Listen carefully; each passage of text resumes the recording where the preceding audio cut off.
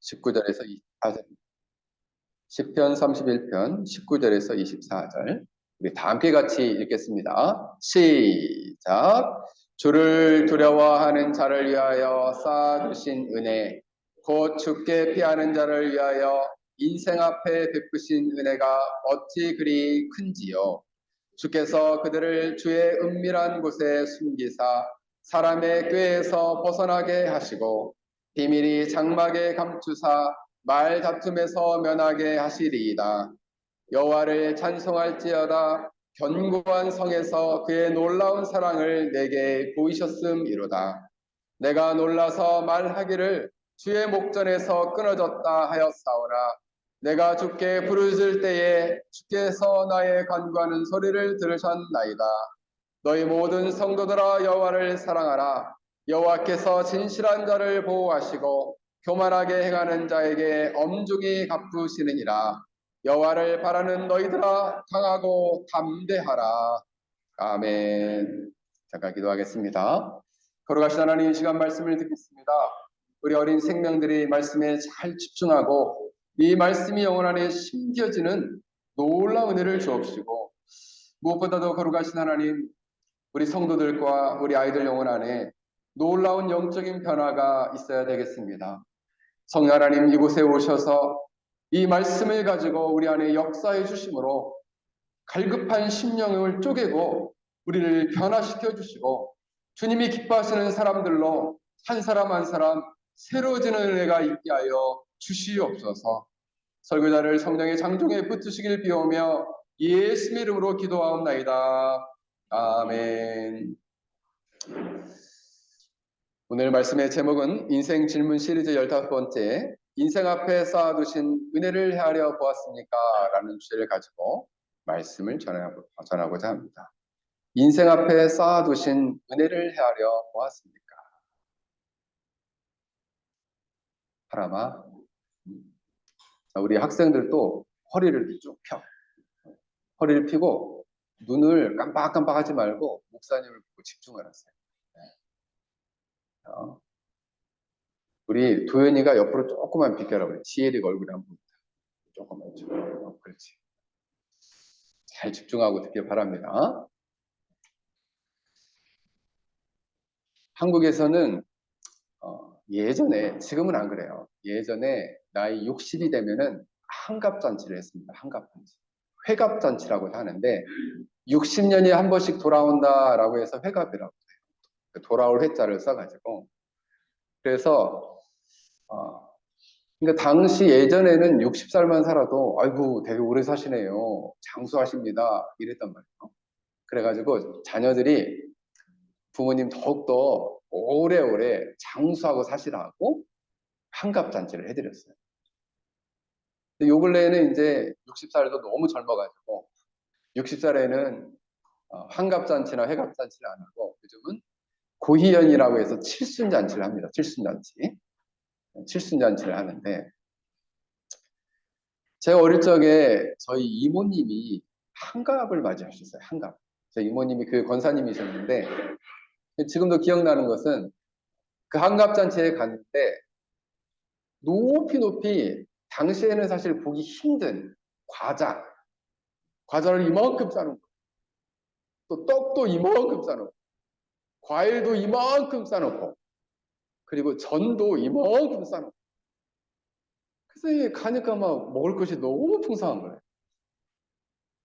그래서 왜 이렇게 상에 높이 싸놨나 봤더니 그게 이제 전통 풍습에서 그렇게 먹을 음식과 과일들을 높이 쌓아 올리는 것은 그만큼 이 자손들과 자식들이 효심이 높다, 이것을 나타내기 위한 거예요.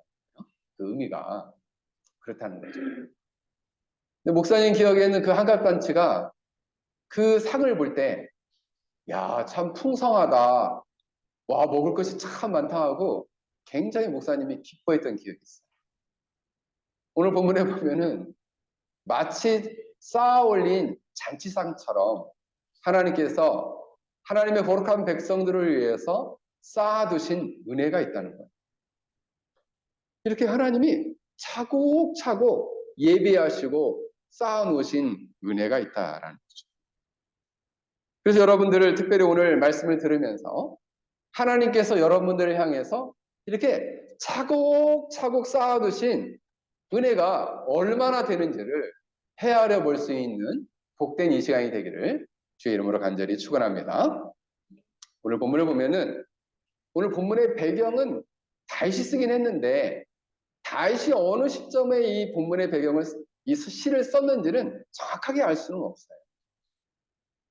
그래서 뭐 어떤 학자들은 전쟁 시에 썼다.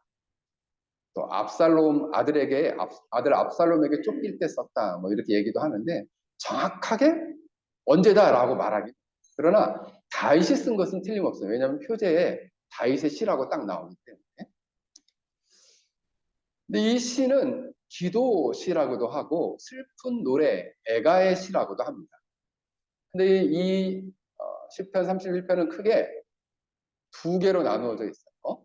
도연아, 눈을 크게 뜨고, 응? 알겠지?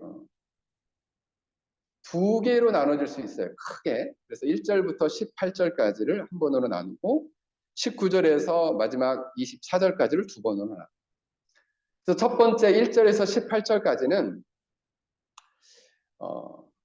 고난 가운데에 이 다윗의 기도와 간구, 호소가 있고 기도와 간구와 호소를 하는 가운데 하나님이 나를 강하게 붙드실 거라는 그런 확신과 하나님에 대한 간절한 의지와 믿음이 담겨져 있어요. 1절에서 18절까지.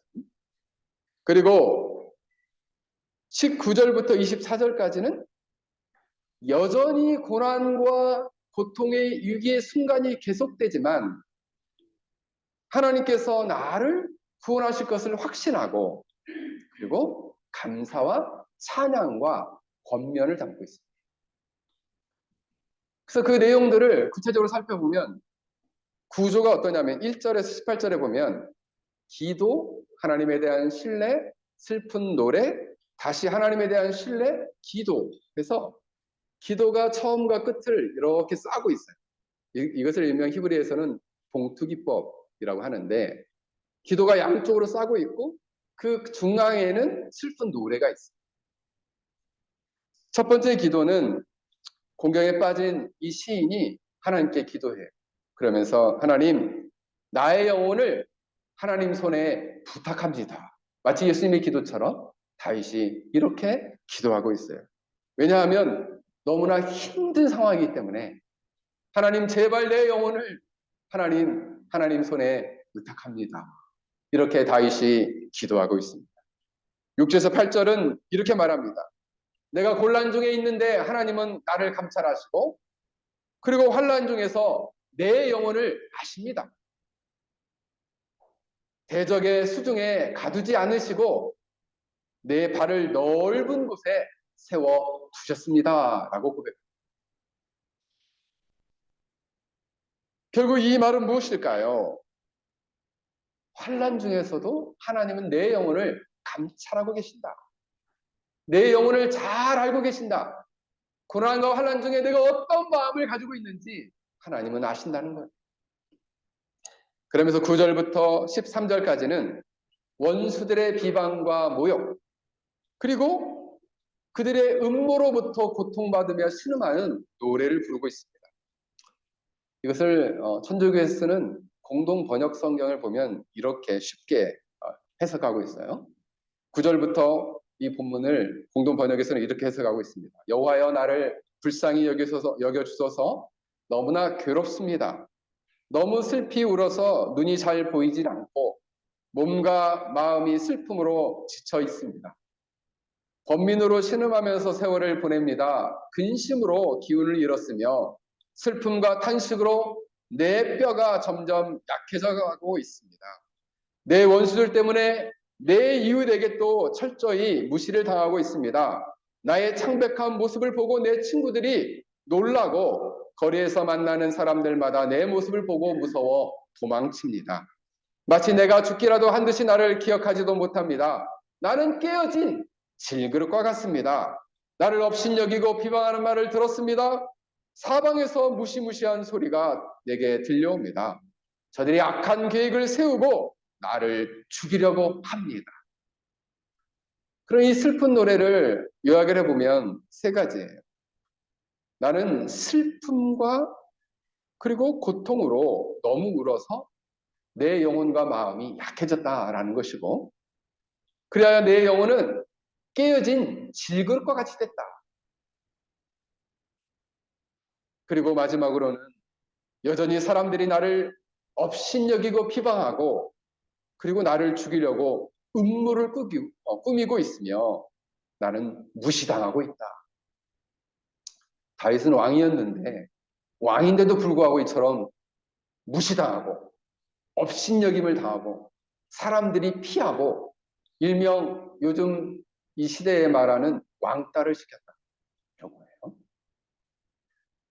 그래서 이 자신은 깨어진 질그릇과 같이 됐다.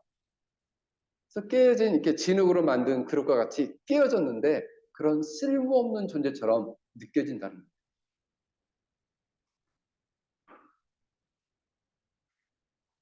그런데 14절에 이는 그럼에도 불구하고 이 다윗은 놀라운 14절에 고백을 합니다.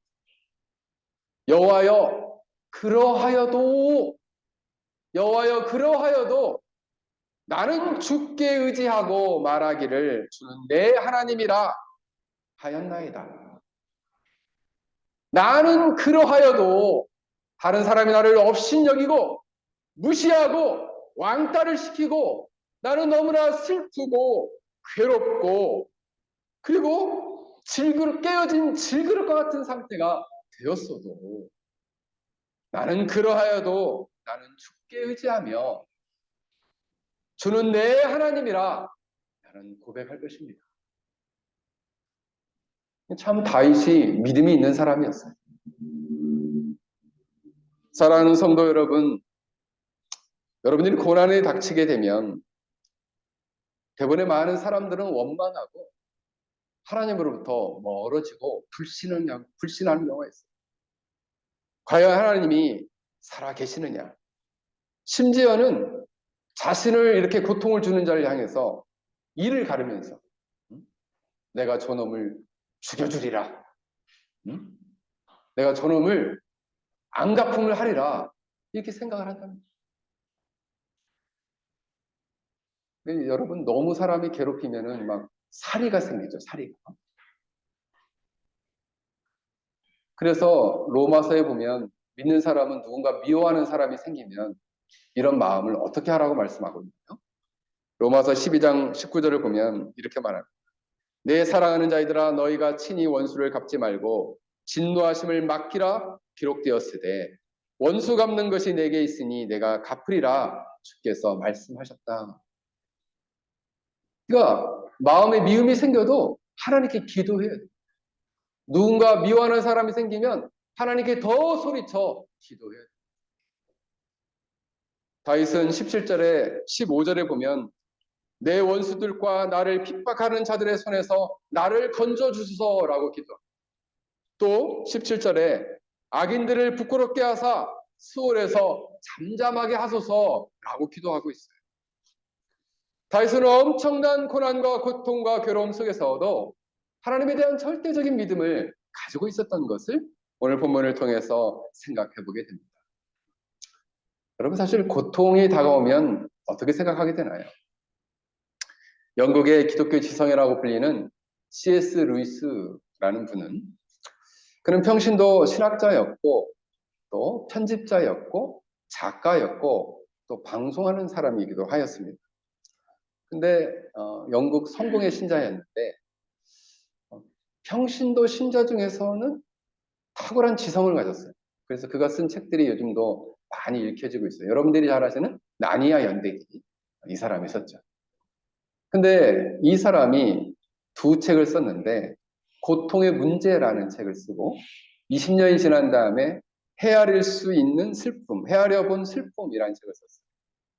하나는 고통에 대한 문제, 즉 고통에 대한 그 성경적 신학적 해석을 본인이 나름대로 정리를 했고, 또 헤아려 본 슬픔은 자기 아내가 죽은 다음에 그 슬픔을 경험하면서 그 슬픔에 대해서 책을 썼습니다.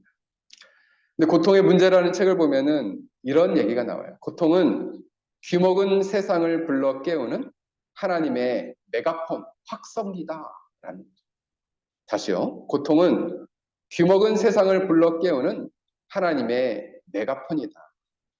그가 책에서 어떤 내용을 썼냐면, 사람들이 고통을 당하면 이것을 이해하지 못한다는 거예요.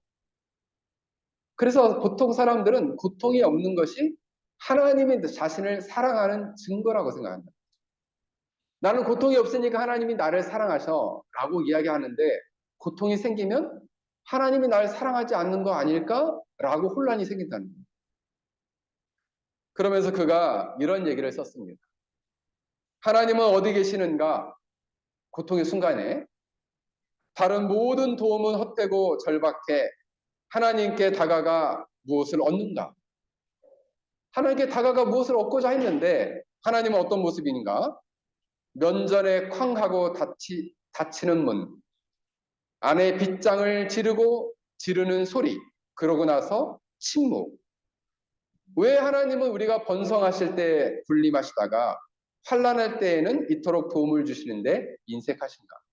그러니까 자기가 생각해 봤어요. 고통의 때를 생각해 보니까 하나님은 마치 문을 걸어 잠그고 침묵하시는 분으로 느껴지더라. 그러면서 혼란이 있는 거죠. 하나님은 어디 계신가? 하나님이 이 환난의 때에 문을 닫고 저 멀리 계신단 말인가?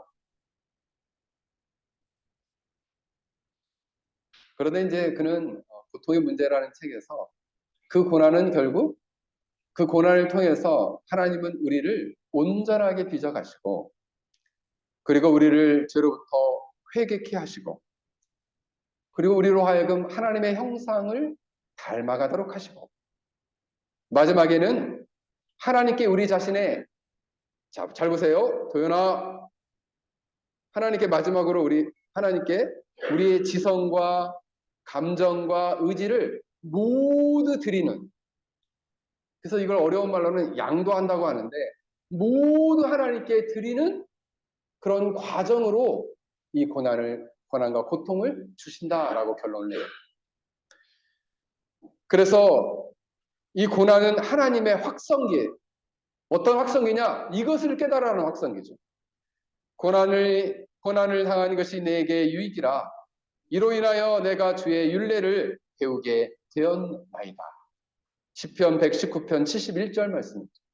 하나님은 고난을 통해서 우리에게 크게 말씀하고 계시다는 거예요. 너희가 하나님의 율례, 말씀을 배워라. 무엇을 통해서? 이 고난을 통해서. 이 고난을 통해서 내가 너희를 변화시키고자 하는 이 소리를 들으라. 뭘 통해서? 지으라. 지으라. 뭘 통해서? 뭘 통해서? 고난을 통해서. 자, 고난은 하나님의 무엇이라고 했어요? 지혜. 고난은 하나님의 무엇이라고 했어요?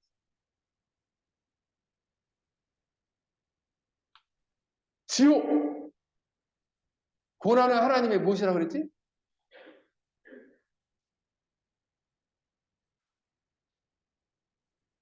하윤이 한번 얘기해봐. 고난은 하나님의 뭐야?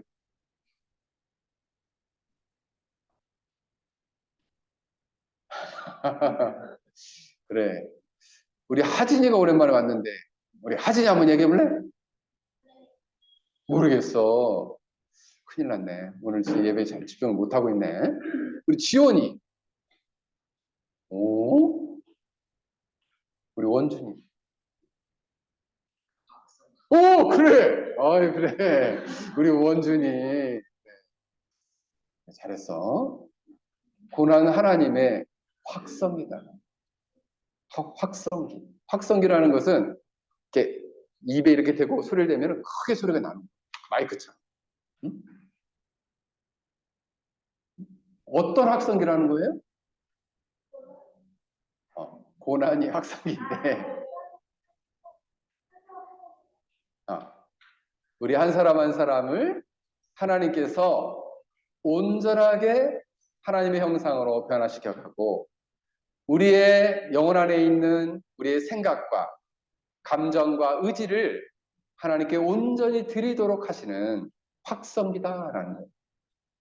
사랑하는 성도 여러분, 여러분들 고난 가운데 있습니까? 절망하지 말기를 바랍니다.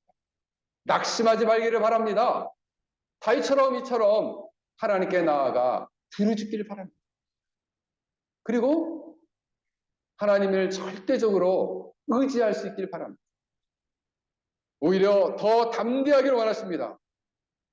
하나님은 오히려 이 고난 가운데 더 담대하고 하나님을 의지하면 심지어 대적하는 자들을 엄중히 갚아주시고 진실한 자를 보호하시겠다 말씀하고 있습니다.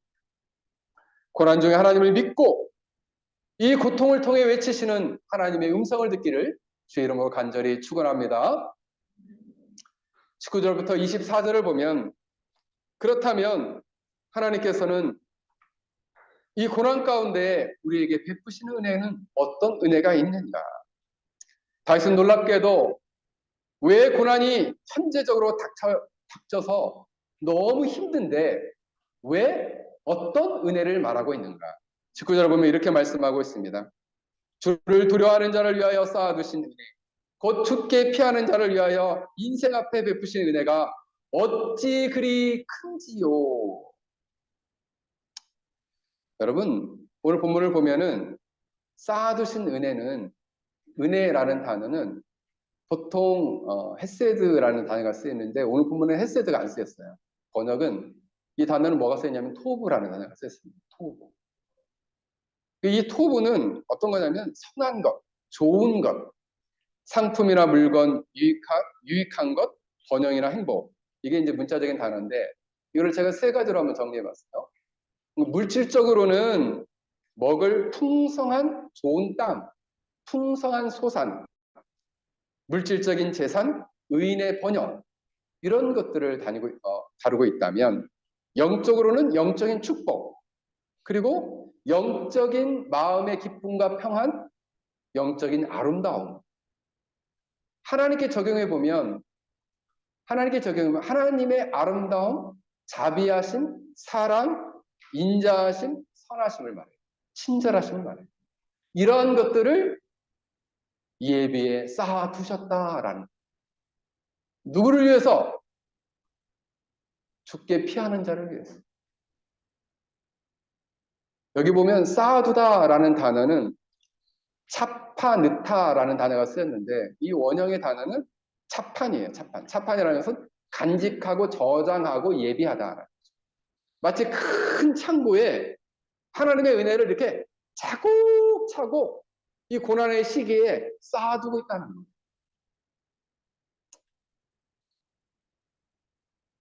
하나님께서 완벽하게 너무너무 좋은 것들을 예비하고 계시다는 거죠. 그런데 이 물질적이고 영적이고 이 아름다움, 이런 풍성한 이 선한 것들이 하나님의 창고에 꽉 차 있는데 이 창고를 열 수 있는 키가 두 가지가 있다는 거예요. 오늘 본문에 보면. 이 쌓아두신 은혜를 내가 받을 수 있는 그 키가 뭐냐? 첫 번째 키는 주를 두려워하는 자를 위하여 예비했다. 주를 두려워하는 자에게 이 쌓아두신 은혜를 고난 중에 주시겠다. 그러면 목사님, 그냥 내가 하나님을 무서워하기만 하면 되나요? 이 두려워한다라는 단어는 원형을 보면 야레라는 단어가 쓰였는데 하나님에 대한 경건한 두려움, 하나님을 한편으로 두려워하지만은 또 한편으로 사랑하는 사람, 이런 자들을 향해서 오히려 그들을 향해서 그러니까 하나님이 이 사람은 하나님 너무 심판이 너무 무섭기 때문에 하나님을 두려워한다기보다는 하나님 나를 창조하셨고 회개하는 죄인을 용서해 주시고 그를 구원하신 분이기에 나의 인생 전반을 붙들고 운행하시는 분이기에 내가 하나님을 두려워하고 또 한편으로는 하나님을 사랑하며 섬기는 자 이런 자들을 위해서 하나님이 쌓아두신 은혜가 있다라는.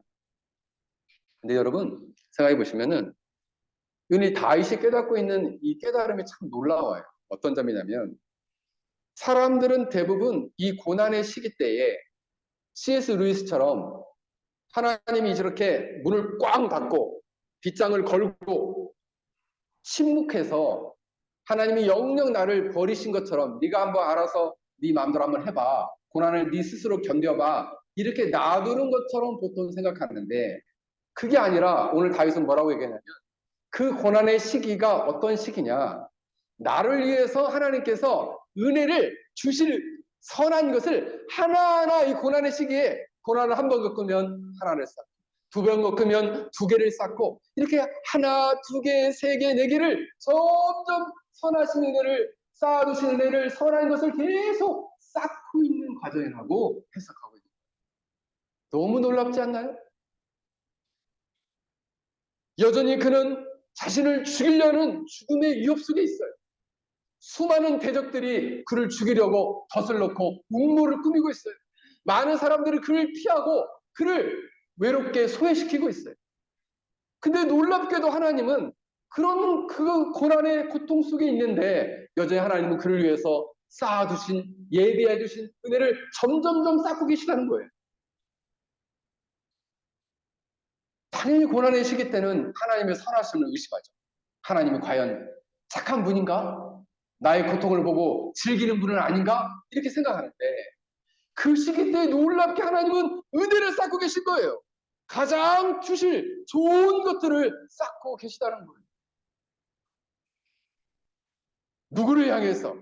하나님을 경외하고 두려워하고 사랑하고 의지하며 살아가는 자를 위해서 쌓고 계시다라는 거예요.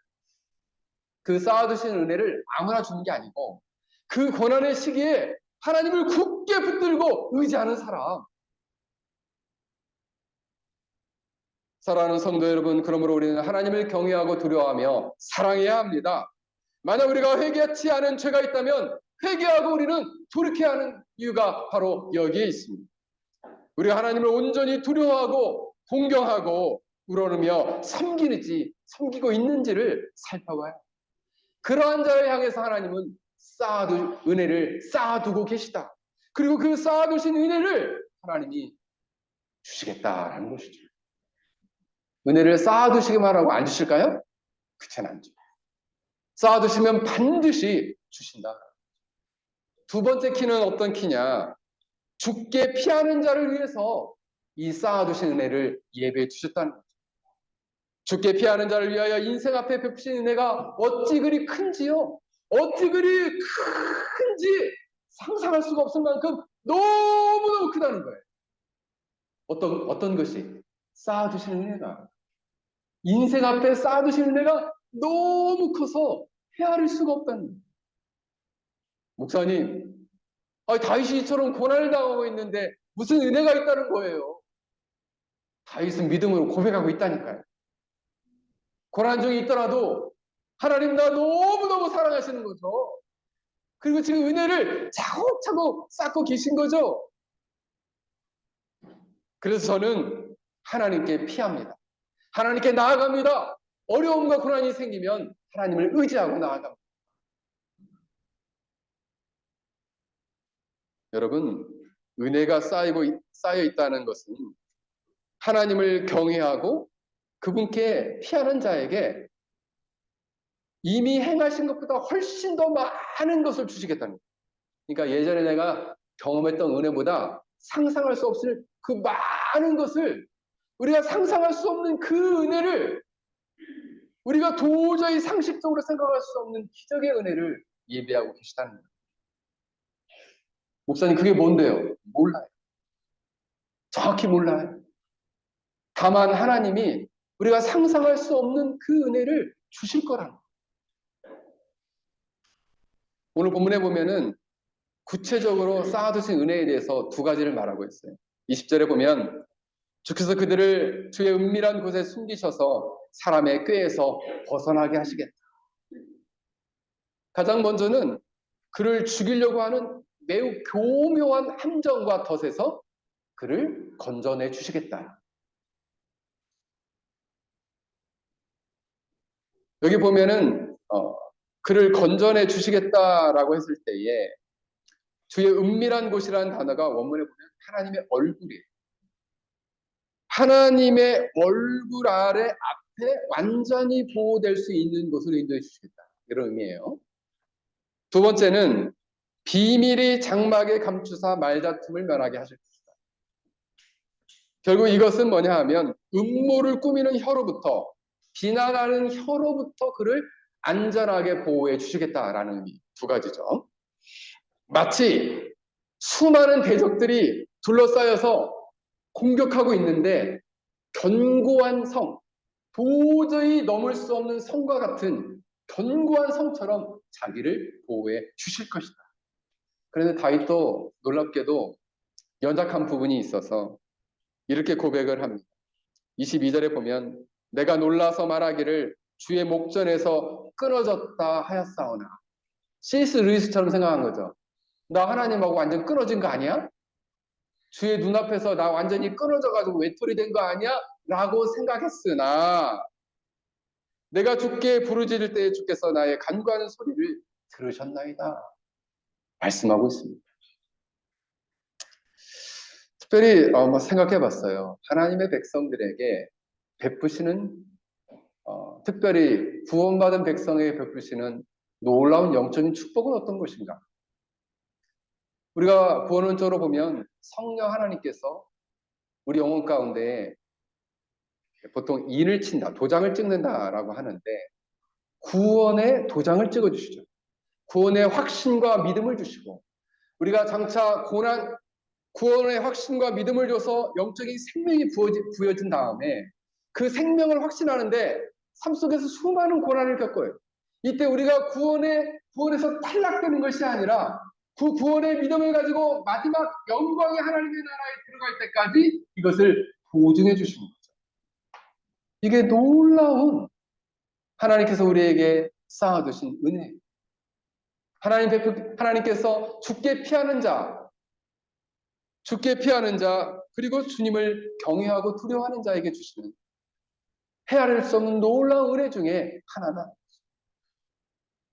우리가 하나님의 놀라운 생명과 구원을 얻었습니다. 현재적인 삶에 고난이 있어요. 하지만 마지막에는 영광이 있다. 성경 전체에 보면은 하나님께서 은혜를 베푸시는 네 가지 방법을 이야기합니다. 그래서 네 가지 방법을 추려봤어요. 첫 번째는 에베소 1장 7절에 보면 우리는 그리스도 안에서 그리스도의 은혜의 풍성함을 따라 그의 피로 말미암아 속량 곧 죄사함을 받았느니. 하나님의 은혜를 주시는데 그냥 이렇게 인색하게 주시는 게 아니라 그 은혜의 풍성함을 따라 풍성하게 넘치도록 주시겠다는 거예요. 그 중에 하나가 우리의 죄를 용서해 주십니다. 죄를 갖다가 우리가 지은 게 엄청 많은데 조금만 용서해 주는 게 아니라 풍성하게 모두 용서해 주시겠다는 거예요. 그 얼마나 감사해요. 쌓아주시는 은혜가 인색하지 않고 그냥 쪼잔하지 않고 풍성하게 주시겠다. 누가? 하나님께서. 두 번째로 하나님은 때를 정하여 은혜를 주신다. 아무 때나 주시는 게 아니라 특정한 때를 정하여 주신다는 거예요. 이사야 49장 8절을 보면 여호와께서 이같이 이르시되 은혜의 때에 내가 네게 응답하겠고 구원의 날에 내가 너를 도왔다. 은혜의 때가 있어요. 은혜의 때가. 저 요즘 우리 페낭 열린교회 우리 주일학교 아이들 또 우리 중고등부 우리 학생들을 위해서 제가 기도하고 있는데 지난주에 우리 학생들 예배 태도가 너무 안 좋아가지고 한 주간 제가 마음이 너무 상했었어요. 근데 오늘은 그래도 지난주보다는 많이 좋아졌어요. 근데 무엇보다도 목사님 여러분들을 위해서 걱정하는 건 뭐냐면 우리 성도들도 마찬가지고 이렇게 예배에 참석하는 것으로 신앙의 할 바를 다 했다 생각하면 정말 큰 착각이고 오해고 오산이에요. 영혼 안에 놀라운 영적인 변화가 반드시 있어야 돼요. 반드시 없으면요 마당만 밟고 가는 거예요. 교회 잔디만 밟고 가는 거예요. 그냥 교회 와서 시간만 때우고 가는 거예요. 그럼 목사님 그럴 바에는 그럼 오지 말까요? 아니 그래도 와야지. 그래도 와야 되는데 형식만 살아있으면 안 되고 그 안에 정말 중요한 영적인 변화가 있어야 됩니다. 말씀이 심겨야 된다는 거예요. 근데 이거를 아무 때나 주시는 게 아니라 은혜의 때가 있다는 거예요.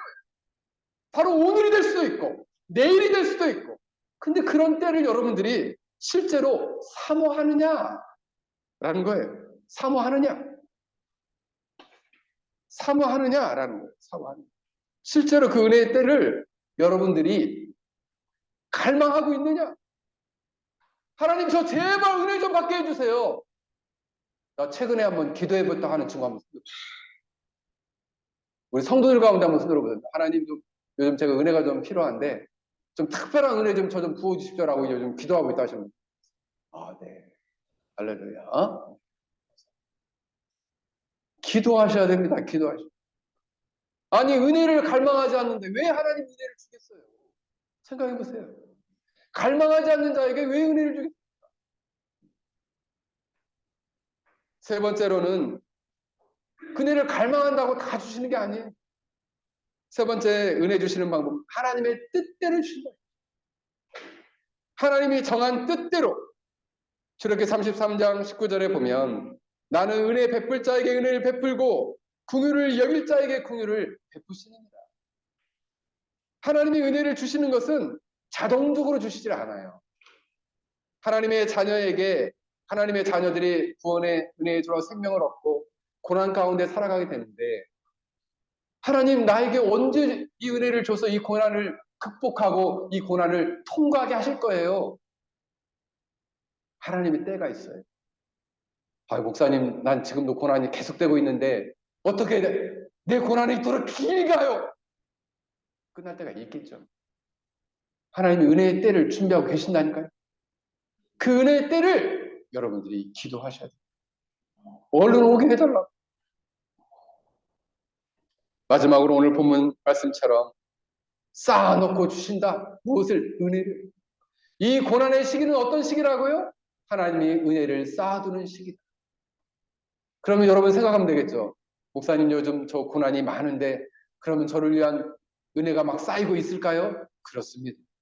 여러분들이 하나님을 경외하고 두려워하고 하나님께 피하기만 한다면 하나님은 그 쌓아두신 은혜를 여러분 한 사람 한 사람에게 넘치도록 풍성하게 하나님의 때에 하나님의 뜻 가운데 여러분들에게 부어주실 것입니다. 오늘 그렇다면 이런 은혜에 여러분은 어떻게 반응해야 될까요? 다윗은 이렇게 권면합니다. 너희 모든 성도들아 여호와를 사랑하라. 그러므로 고난의 때에 여호와를 미워하지 말고 고난의 때에 하나님을 싫어하지 말고 고난의 때에 하나님을 여호와를 사랑하라. 이 단어는 아하브라는 단어가 쓰였어요. 이 아하브라는 단어는 어떠한 사랑하는 대상에 대한 좋은 평가와 호의 어린 마음, 사랑하는 마음 때문에 이끌려가는 것을 말해요. 이끌려감으로 자신을 두고 확고히 붙잡고 그리고 즐거움과 기쁨을 드리는 그러한 행동을 하게 된다는 거예요. 왜? 사랑하기 때문에. 그러므로 우리는 하나님을 향해서 하나님을 더욱더 사랑하고 의지할 뿐만 아니라 하나님께 기쁨과 즐거움을 드리려고 애쓰게 된다라는 것이죠. 사랑하는 성도 여러분, 여러분들은 하나님을 사랑할 수 있는 사람이 되기를 바랍니다. 그리고 마지막으로는 너희는 강하고 담대하라 말씀드렸습니다.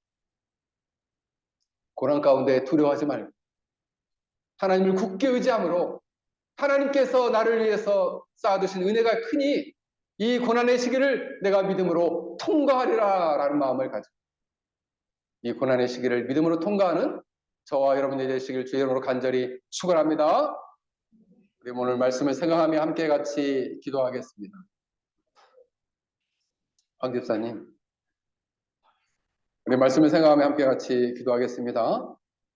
오늘 우리를 향하여 쌓아두신 은혜를 우리가 믿음으로 바라보고 고난 중에 낙심하거나 절망치 아니하고 우리가 주께 피하며 여호와를 두려워하며 여호와를 경외하며 사랑하며 강하고 담대하게 나아갈 수 있는 믿음을 달라고 우리 함께 같이 기도하겠습니다. 거룩하신 하나님 아버지, 그렇습니다. 저희들을 긍휼히 여겨 주옵시고 하나님 불쌍히 여겨 주옵시고 우리 한 사람 한 사람들 안에 놀라운 영적인 변화가 있어야 되겠습니다. 우리가 깨어 하나님을 만나고 그리고 우리를 향하신 하나님의 뜻을 헤아리고 우리가 고난 중에 있을 때 낙심하거나 절망치 아니하고 우리를 향해 쌓아두신 은혜를 헤아리며 하나님 믿음으로 승리하며 여호와를 사랑하며 강하고 담대하게 살아가는 하나님의 거룩한 백성들 되어지기를 간절히 빌고 원합니다. 저희를 축복하여 주옵시고 저희가 고난 중에 낙심하거나 절망하여 주님의 뒤를 따르는 것이 아니라 고난 중에 믿음으로 승리하며 하나님을 굳게 붙드는 믿음으로 나아가는 하나님의 거룩한 백성들 되게 하여 주옵시고 고난 중에 강하고 담대하며 고난 중에 쌓아두신 은혜를 믿음으로 바라보며 고난 중에 여호와를 더욱더 사랑하며 살아가는 하나님을 굳게 의지하며 나아가는 하나님의 거룩한 백성들 될 수 있도록 저희들을 축복하여 주시옵소서.